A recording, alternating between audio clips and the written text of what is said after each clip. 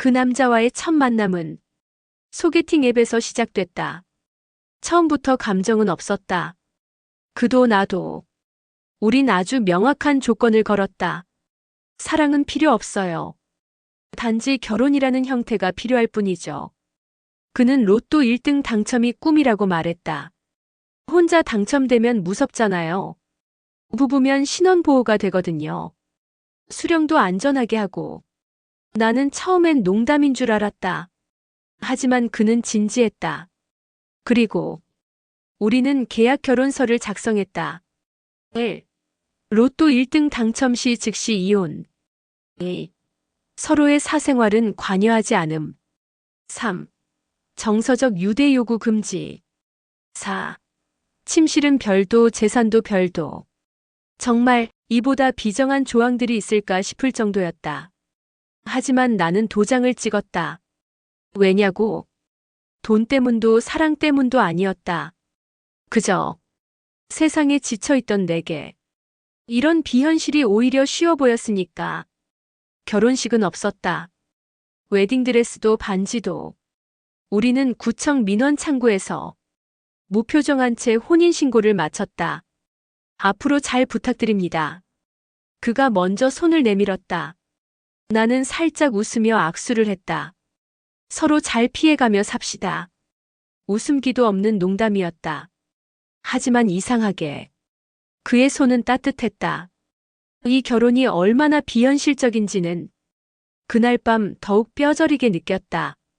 집으로 돌아온 나는 한 방에 짐을 풀고 그는 다른 방으로 들어갔다. 서로의 문은 닫혔다. 대신 복도에 작은 탁자 하나만이 우리를 이어주었다. 그 탁자 위엔 매주 새 로또 용지가 놓였다. 번호는 제가 매번 찍습니다. 그의 말. 나는 그 번호에 관심도 없었다. 당첨되면 헤어질 사이니까. 그러나 아이러니하게도 그날 이후부터 나는 매주 토요일 저녁이 불안해졌다. 혹시 이번 주에 당첨되면 어떡하지? 혹시 진짜 1등이 되면 이 사람이 나를 두고 사라질까? 아니, 그보다 더 무서운 건 그가 떠나는 게 싫어질까봐. 계약 결혼 3개월 차. 그는 변하지 않았다. 조용했고 예의 있었고 무심했지만 무례하지 않았다. 밤 늦게 퇴근하면 거실엔 따뜻한 보일러가 켜 있었고 우유가 떨어지면 냉장고엔 새 우유가 들어 있었다. 어디 갔다 왔어요? 그냥 산책이요. 항상 토요일 밤엔 산책이네요. 그 시간에 로또 당첨 발표가 있거든요. 혼자 보기 싫어서 나가요. 그가 그렇게 말했을 때 나는 이상하게 마음이 흔들렸다. 이 남자, 생각보다 외로운가? 그날 이후 나는 매주 토요일 저녁이면 그를 기다리기 시작했다. 아무 말 없이. 그저 들어오는 발소리에 귀를 기울이면서. 그러던 어느 날 그가 들어오지 않았다. 밤 11시가 넘도록. 다음 날 아침 그는 아무렇지 않게 돌아왔다. 손에 커피 2잔을 들고. 죄송해요. 친구 만나느라. 그는 커피를 내밀었다. 나는 커피를 받으며 물었다. 친구 여자예요? 그는 말없이 웃었다. 그 웃음이 뭐라고 가슴이 철렁 내려앉았다. 그리고 그 순간부터 나는 계약서가 아닌 감정이라는 함정에 빠지기 시작했다. 마음이 그를 향하고 있었다. 하지만 그는 여전히 계약서대로 살고 있었다. 절대 내 방문은 두드리지 않았고 식사도 따로 했고 자기 일정도 공유하지 않았다. 그런데 그가 내 생일을 기억하고 있었다. 오늘 생일이죠? 좋아하는 초코 케이크예요. 혼자 사는 사람들 생일도 잊고 살길래. 그 말 한마디에 나는 웃음과 눈물을 동시에 터뜨렸다. 그건 계약에 없는 행동이었다. 계약엔 없는 따뜻함이었다. 그 순간부터 나는 더 이상 계약을 믿지 않았다. 나는 그 사람을 사랑하게 되었다.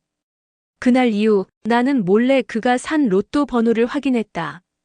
당첨 안 되길 간절히 바라며. 정말 간절하게. 아이러니했다. 이 결혼은 당첨되면 끝이라는 시작이었는데 나는 끝나지 않길 바라고 있었다. 그러다 어느 날 그가 말했다. 내일 로또 추천 번호 직접 볼래요? 이번엔 좋은 예감이 들어서. 나는 겁이 났다. 당첨되면 그는 나를 떠날 것이다.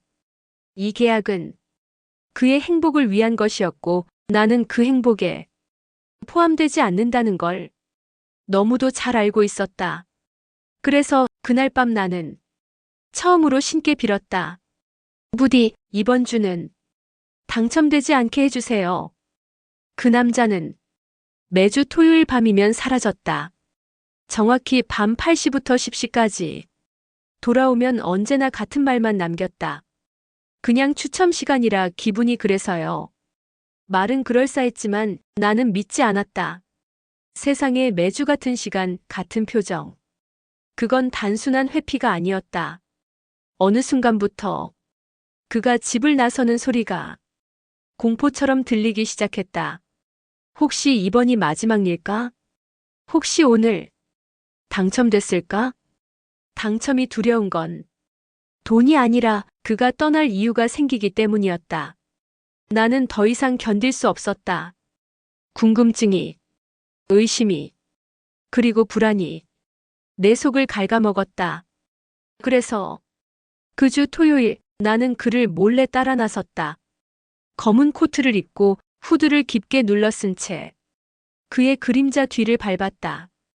그는 골목 안으로 사라졌다. 그리고 그곳엔 작은 카페 하나가 있었다. 불빛이 아늑했고 커튼은 살짝 걷혀 있었으며 창 너머 그는 누군가와 마주 앉아 있었다. 나는 심장이 갈라지는 소리를 들었다. 그의 맞은편엔 긴 머리의 여자가 앉아 있었다. 둘은 서로의 손을 맞잡고 있었다. 계약서엔 없던 손길이었다. 그 순간 모든 게 이해됐다. 왜 그가 매주 사라졌는지, 왜 로또 당첨을 그렇게 기다렸는지. 그의 진짜 꿈은 돈이 아니라 그 여자와의 새 출발이었구나. 나는 돌아섰다. 숨이 가빠왔다. 계약이니까. 사랑이 아니니까. 이해해야 하니까. 그런데 눈물이 쏟아졌다. 왜 이렇게 아프지? 왜 이렇게 숨이 막히지? 집에 돌아온 나는 조용히 방으로 들어갔다. 그날 밤 그는 새벽에 들어왔다. 나는 문 너머로 들었다. 그가 자신의 방에서 샤워기 물을 길게 틀어놓는 소리를, 그가 울고 있는 듯한 숨소리를. 아니야. 설마. 울 리가 없어. 그 사람은 감정을 조심스럽게 숨기는 사람이었으니까. 다음 날 아침. 어제 어디 갔다 왔어요? 그냥 친구 만나서 커피 한 잔. 나는 조용히 물었다. 여자예요? 그는 눈을 피했다. 그리고 대답 대신 싱크대에 컵을 내려놓았다. 그 답이 이미 모든 걸 말해주고 있었다. 그날 이후 나는 다시는 그를 따라가지 않았다. 대신 토요일 밤이면 혼자 커피를 마셨다. 창밖으로 보이는 공원 벤치에서 연인들이 웃고 있을 때 나는 혼자였다. 혼자인데 남편이 있는 기묘한 상태였다. 그와의 거리보다 내 마음과의 거리가 더 멀게 느껴졌다. 어느 날 그가 내게 물었다. 요즘 왜 그렇게 말이 없어요? 나는 웃으며 대답했다. 계약서 조항에 대화 제한이 있었던가요? 그는 멍한 눈으로 나를 봤다. 그 눈에서 잠깐 흔들림이 느껴졌다. 그게 아니라 그냥 요즘 분위기가 좀 달라서. 나는 그 말이 어쩌면 우리를 신경 쓰기 시작했다는 신호일 수 있다고 믿었다. 그렇지만 착각이었다. 토요일 밤 그는 여전히 사라졌고 나는 여전히 남겨졌다. 그러던 어느 날 밤 그가 아주 늦게까지 들어오지 않았다. 자정이 넘었고 불안이 밀려왔다. 혹시 사고라도? 전화도 없고 메시지도 없었다. 그리고 1시 20분쯤 초인종이 울렸다. 그는 피곤한 얼굴로 서 있었다. 그리고 가슴엔 립스틱 자국이 희미하게 번져 있었다. 나는 아무 말 없이 문을 열어줬다. 그 역시 아무 말 없이 안으로 들어왔다. 그날 밤 서로 아무 말 없이 각자의 방으로 들어갔다. 침묵이 온 집안을 덮었다. 하지만 그 침묵 속에서 나는 확신했다. 이 결혼은 곧 끝날 것이다. 그가 로또에 당첨되든 아니면 나를 떠나든 둘 중 하나는 분명히 일어날 거라고. 그리고 그 끝은 내가 원하든 원하지 않든 피할 수 없을 거라고. 다음 날 아침 부엌 식탁 위에 작은 메모가 놓여 있었다. 내일은 같이 밥 먹을래요? 그의 글씨였다. 나는 멍하니 그 글씨를 보다가 잠시 후 눈을 감았다. 마음이 뒤죽박죽이었다. 그를 사랑하지 않으려 했는데 이미 깊이 들어와 있었다. 그와의 거리를 두려 했는데 이미 너무 가까워져 있었다. 그리고 무엇보다 그를 더는 잃고 싶지 않았다. 그날 밤 나는 거실에 먼저 나와 앉아 있었다. 테이블 위에는 따뜻하게 데운 된장국과 계란말이, 김 그리고 밥 2공기. 별거 아닌 식탁이었지만 이 결혼 6개월 만에 처음 준비한 부부의 저녁이었다. 그는 약속 시간보다 조금 늦게 들어왔다. 손엔 비닐봉지 하나. 미안해요. 마땅한 반찬이 없어서 오징어채 샀어요. 나는 웃었다. 오징어채 좋아해요. 우리는 마주 앉았다. 어색했다. 쓸데없는 눈치와 말 없는 포크질만 오갔다. 그러다 그가 조심스럽게 말했다. 저기, 어제 메모 보셨죠? 응, 봤어요. 그냥 가끔 이렇게 같이 먹으면 어떨까 싶어서요. 나는 고개를 끄덕였다. 그리고 정말 오랜만에 그의 눈을 똑바로 바라봤다. 그 눈은 내가 처음 봤던 날과 달랐다. 무심한 듯 하면서도 무언가 말하고 싶어 하는 눈. 무슨 생각해요? 그냥 이런 식사도 나쁘지 않네요. 그의 말에 나는 숟가락을 내려놨다. 우리 지금 무슨 관계죠? 그는 놀란 표정을 지었다. 그게 계약상으로는 부부죠. 그렇죠. 근데 마음은요? 그는 잠시 멈췄다. 그리고 조용히 말했다. 나는 당신이 편해요. 그 한마디가 내 가슴을 조용히 두드렸다. 편하다는 게 좋다는 건가요? 그는 고개를 끄덕였다. 그래요. 좋아요. 그냥 당신이 옆에 있는 게. 나는 숨을 들이마셨다. 이제는 내 마음을 숨길 수 없었다. 나도요. 당신이 불편하지 않아요. 이젠 오히려 없으면 허전할 것 같아요. 그 순간 우리는 서로의 눈을 마주쳤다. 긴 침묵 속에서 서로의 숨소리만이 들렸다. 그는 조심스레 손을 내밀었다. 나는 그 손 위에 내 손을 올렸다. 이 결혼에서 처음으로 서로의 체온을 느낀 순간이었다. 그날 밤 우리는 처음으로 같은 방에 머물렀다. 침대 위에서 서로를 바라보며 한참을 아무 말 없이 누워 있었다. 우리 이러면 계약 위반인가요? 계약은 종이잖아요. 우린 지금 사람이잖아요. 그 말에 그가 작게 웃었다. 그리고 천천히 나를 안았다.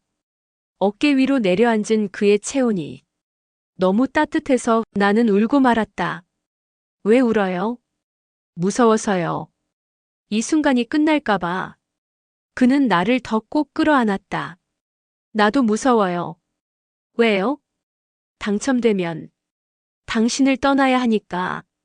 그 순간 모든 게 확실해졌다. 우린 이미 사랑하고 있었다. 계약이라는 단어는 이제 아무 의미가 없었다. 그날 이후 우린 달라졌다. 아침엔 커피를 같이 마셨고 저녁엔 서로의 하루를 이야기했다. 서로의 방은 없어졌고 주말이면 함께 시장도 갔다. 나는 그가 웃는 모습을 처음 봤다. 그리고 그 웃음에 내가 따라 웃는 나도 있었다. 하지만 행복은 짧았다. 그 다음 주 토요일 그가 다시 말했다. 이번 주는 진짜 좋은 예감이 들어요. 나는 심장이 철렁 내려앉았다.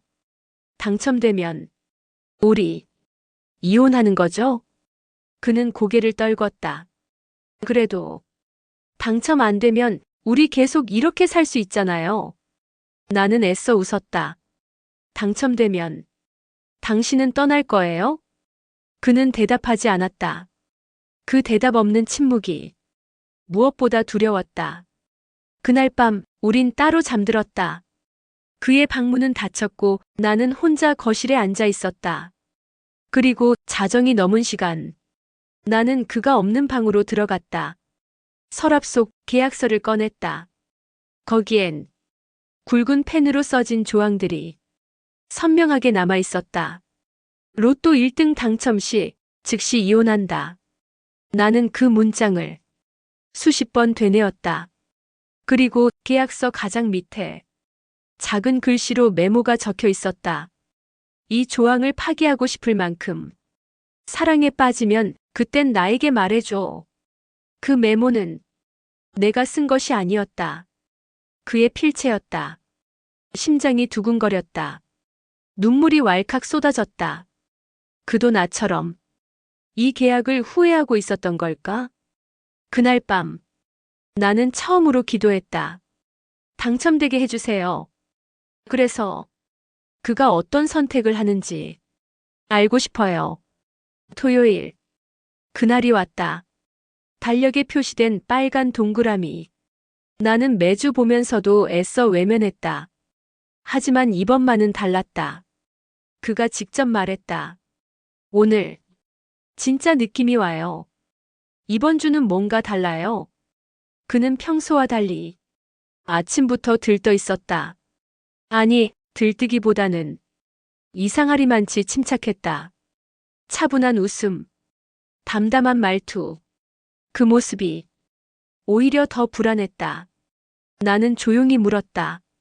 당첨되면 바로 떠날 거예요? 그는 내 눈을 똑바로 바라봤다. 그리고 아주 짧게 말했다. 계약대로 하자. 그 말 한마디에 나는 온몸이 굳었다. 지금껏 함께한 시간은 계약서 몇 줄보다 못했던 걸까? 아니, 나 혼자 착각이었던 걸까? 우린 분명 같은 이불 속에서 같은 숨을 쉬었는데 나는 고개를 끄덕였다. 그래요. 계약대로. 당첨되면 이혼. 침묵이 길게 흘렀다. 그는 고개를 끄덕였고 나는 그 고개 끄덕임에 심장이 조금씩 무너져 내렸다. 저녁 8시. 로또 추첨 방송이 시작됐다. 그는 거실에 앉아 리모컨을 들고 있었다. 나는 주방 쪽 의자에 아무 말 없이 앉아 있었다. TV 화면에 공이 돌아가기 시작했다. 첫 번째 숫자. 그는 고개를 끄덕였다. 두 번째 숫자. 그의 숨소리가 조금 빨라졌다. 세 번째 숫자. 됐어. 그가 중얼거렸다. 나는 귀를 의심했다. 뭐가 됐다고요? 그는 화면을 보지도 않고 말했다. 2번호. 다 맞았어. 순간 세상이 멈춘 것 같았다. 나는 손에 들고 있던 컵을 떨어뜨렸다. 컵은 산산조각 났고 깨진 유리 조각처럼 내 마음도 흩어졌다. 정말 당첨된 거예요? 그는 고개를 끄덕였다. 1등. 진짜 됐어. 그 말이 끝나자마자 그는 벌떡 일어나 방으로 들어갔다. 그리고 잠시 후 작은 서류 봉투를 들고 나왔다. 그 안엔 우리가 썼던 계약서. 그가 말했다. 계약은 계약이니까.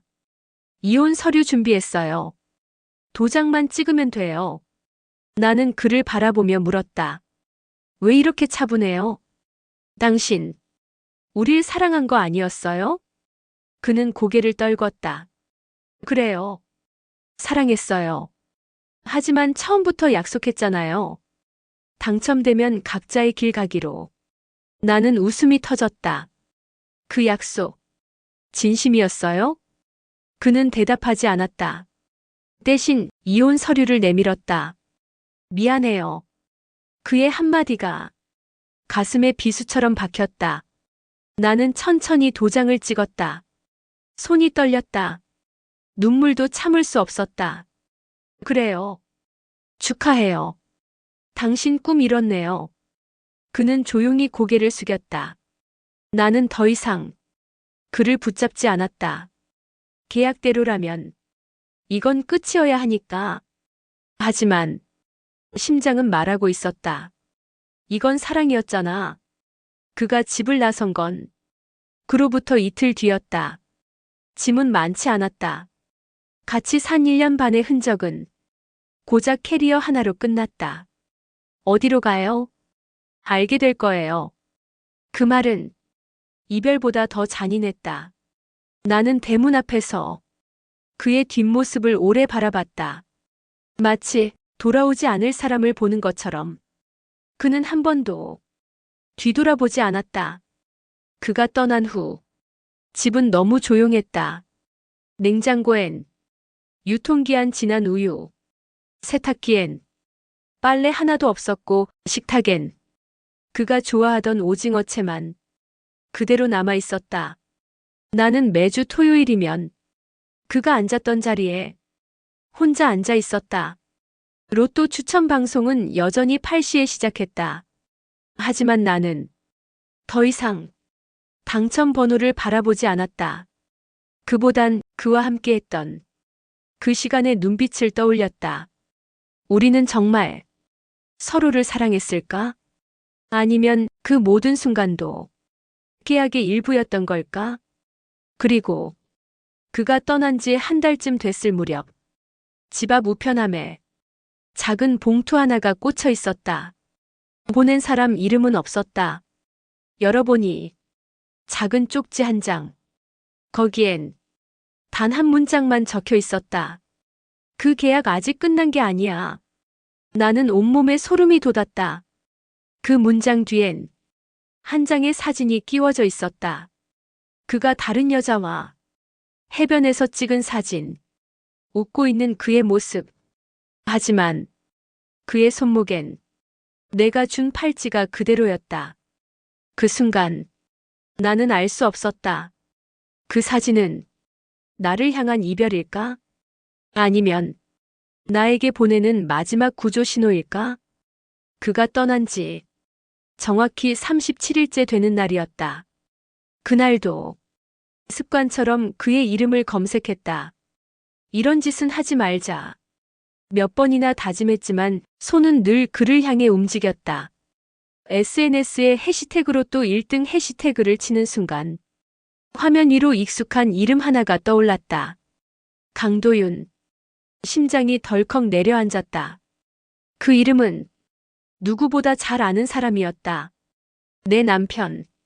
아니, 이제는 전 남편. 손가락이 떨렸다. 그의 계정을 눌렀다. 푸사 속 그는 해변 어딘가에서 선글라스를 쓰고 웃고 있었다. 내가 알던 모습과는 전혀 달랐다. 그렇게 행복해 보일 수가 없었다. 피드로 내려가자. 가장 최근에 올라온 게시물 하나. 다시는 놓치지 않을게. 그 사진엔 그가 어떤 여자와 함께 있었다. 햇살 아래 두 사람은 손을 꼭 잡고 있었다. 그 여자는 바로 그 토요일 밤 카페에서 봤던 그 여자였다. 나는 사진을 확대했다. 확실했다. 그 손, 그 눈빛, 그 입꼬리, 그리고 그 사진 아래에는 축하 댓글이 이어지고 있었다. 우와, 드디어 둘이. 사랑은 결국 제자리로 가는 법이야. 1등 당첨 축하해요.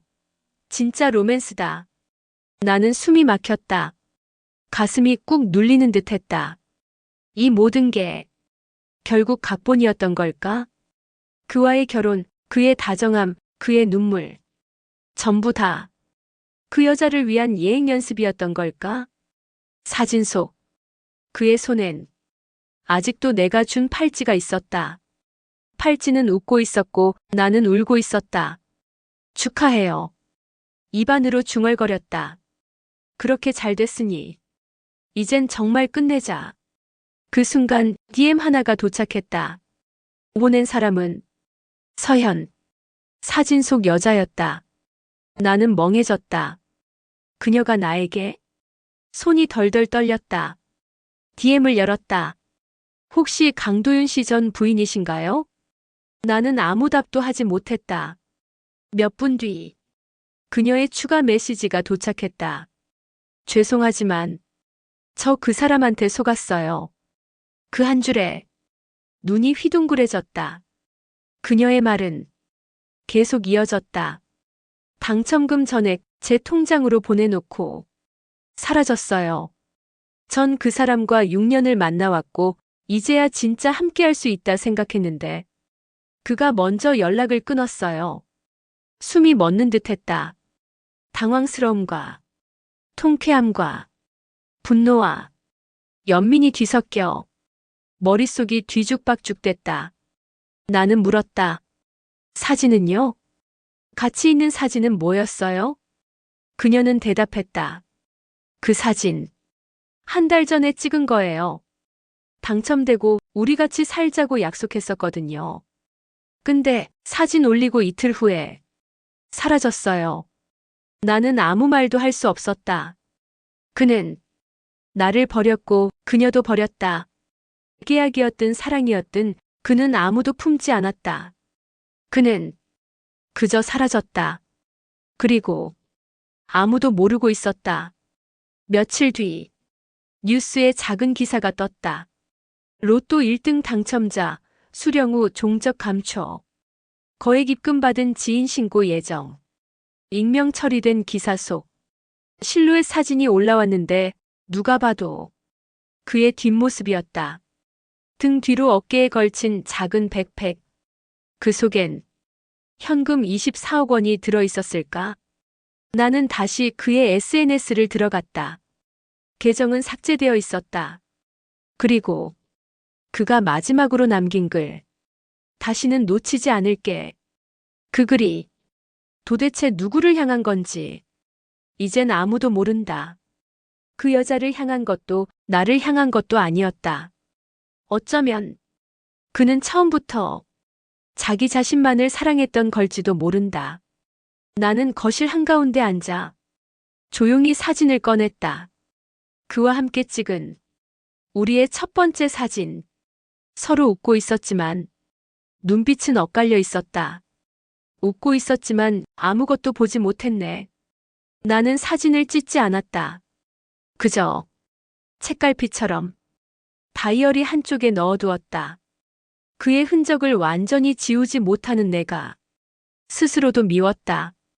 하지만 동시에 그런 나 자신이 처음으로 조금 불쌍했다. 그가 떠난 후 세상은 여전히 아무 일도 없었던 것처럼 굴러갔다. 하루는 또 하루를 밀어냈고 사람들은 새로운 로또 번호를 기다렸다. 하지만 나만은 여전히 그 이전에 머물러 있었다. 이혼 도장은 찍혔지만 감정의 잉크는 마르지 않았다. 그의 사진은 지우지 않았고 그의 이름은 내 휴대폰에 여전히 저장되어 있었다. 강도윤, 전 남편, 계약자, 그리고 내가 사랑한 사람.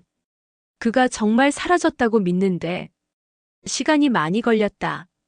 그 여자의 말처럼 그가 그녀의 통장으로 전부 입금한 뒤 종적을 감췄다는 사실이 믿기지 않았다. 하지만 믿어야 했다. 뉴스는 그를 쫓았고 경찰은 행방을 쫓았지만 아무것도 찾지 못했다.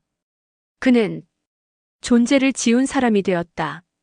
그날은 비가 왔다. 장마의 시작처럼 온종일 지독한 습기와 무기력함이 방을 가득 채웠다.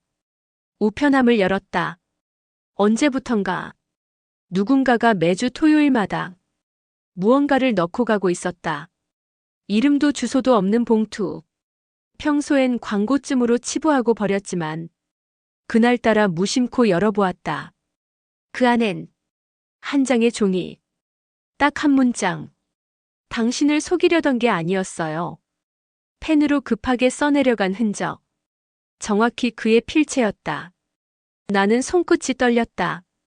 혹시 그가 보낸 걸까? 뒤를 살폈다. 아무도 없었다. 그 다음 주에도 매주 토요일마다 우편함엔 편지 한 장씩이 들어왔다. 당신이 웃을 때 난 무너지고 있었어요. 로또 당첨보다 당신과의 밥상이 더 따뜻했어요. 근데 난 가진 게 없었어요. 결국 돈이 나를 만들 줄 알았어요. 하지만 아니었어요. 당첨된 순간 나는 가장 가난해졌어요. 나는 매주 그 편지를 읽으며 울었다. 그는 멀리 있었지만 매주 내 안에 들어왔다. 어느 날 편지 속엔 사진 한 장이 들어 있었다. 우리가 함께 찍은 사진. 내가 카메라를 보고 웃을 때 그는 나를 보고 웃고 있었다. 그 사진은 한 번도 본 적 없는 각도였다. 아마 그가 인화해서 몰래 간직했던 걸까? 사진 뒤엔 작은 글씨로 이렇게 적혀 있었다. 이날 처음으로 당신을 사랑한다고 느꼈어요. 눈물이 터졌다. 그는 정말 나를 사랑했던 걸까? 아니면 사랑했지만 떠날 수밖에 없던 걸까? 그 다음 주 편지엔 드디어 긴 글이 들어 있었다. 나는 떨리는 손으로 편지를 펼쳤다. 도윤의 편지. 지연아, 이제야 말할 수 있을 것 같아. 사실 계약서에 그 조항을 넣은 것도 당첨되면 떠난다는 약속도 모두 나 혼자 만든 계획이었어. 당첨되고 나면 내가 날 쉽게 보내줄 거라 생각했거든. 처음엔 정말 로또만이 목적이었어.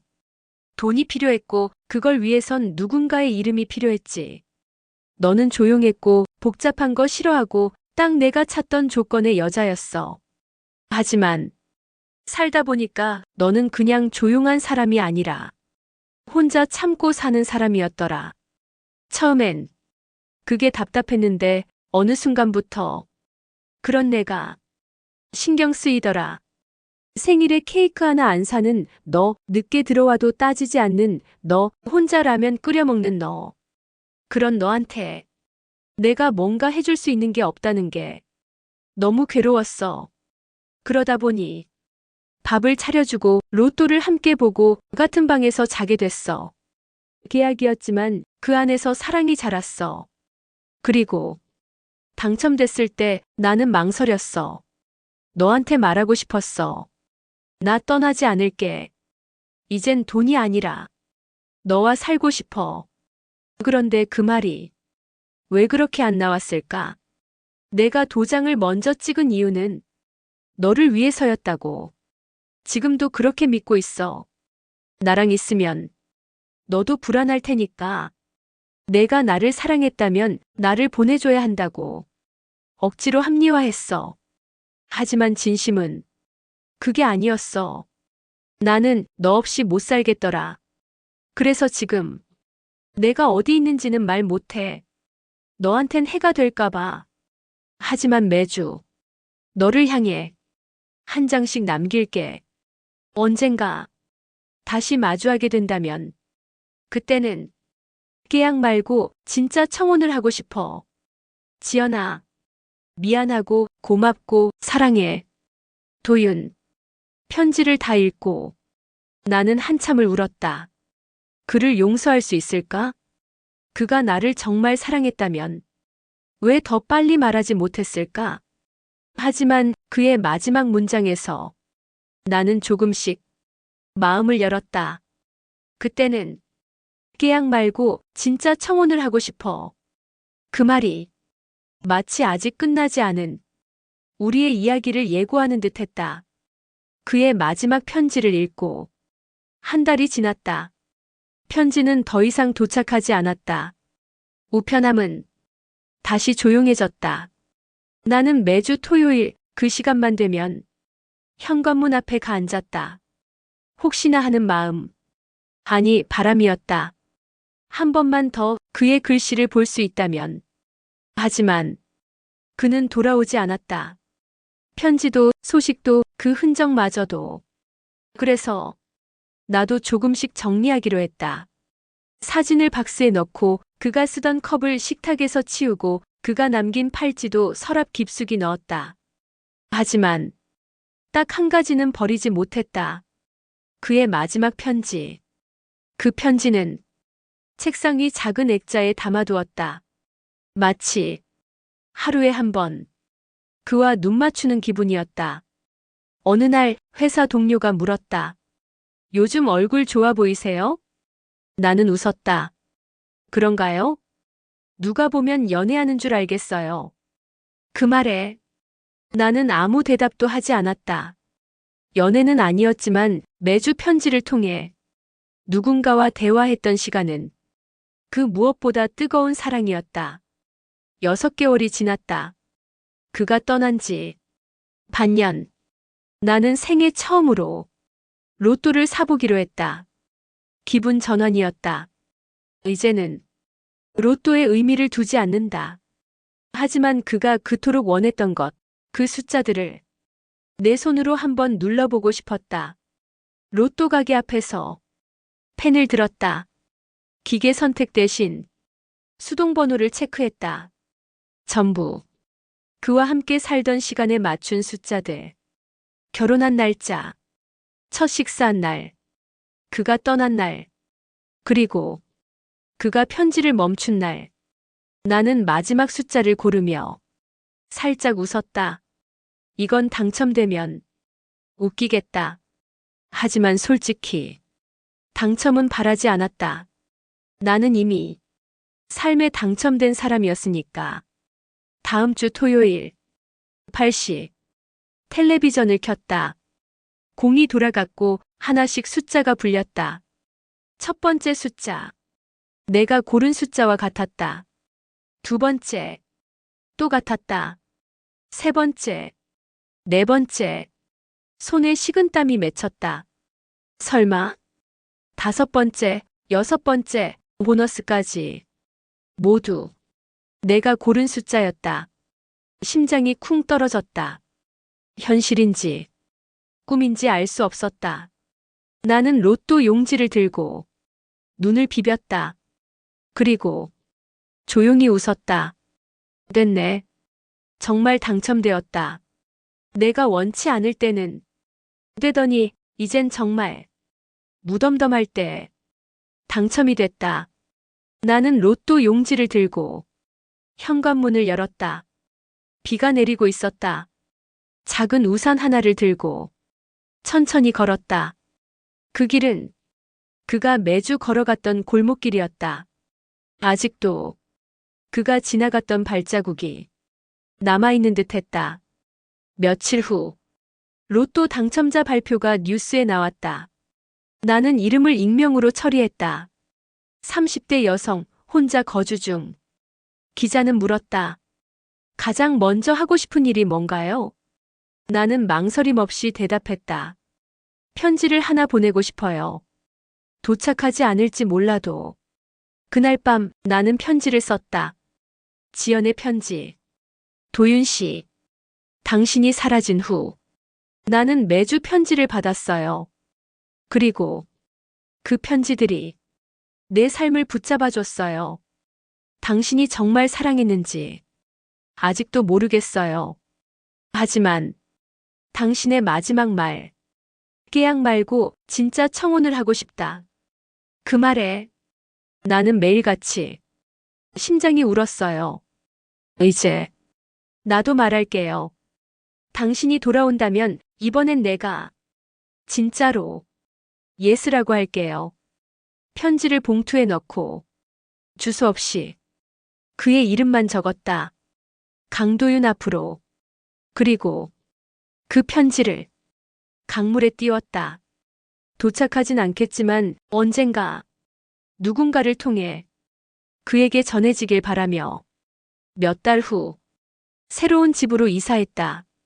작은 꽃집이 딸린 1층 단독주택. 매일 아침 작은 화분을 만지며 나는 새 삶을 살아가고 있다. 그리고 가끔씩은 낯선 손님이 꽃을 사러 들어오곤 한다. 언젠가는 그가 올 수도 있다는 생각에 나는 매일 문을 닫는다. 그리고 가게 문 옆에 작은 메모를 붙여두었다. 잊지 않아요. 당신의 계약은 내 마음속에서 아직 유효합니다. 그 메모를 본 누군가가 언젠가 미소 지어주길 바라며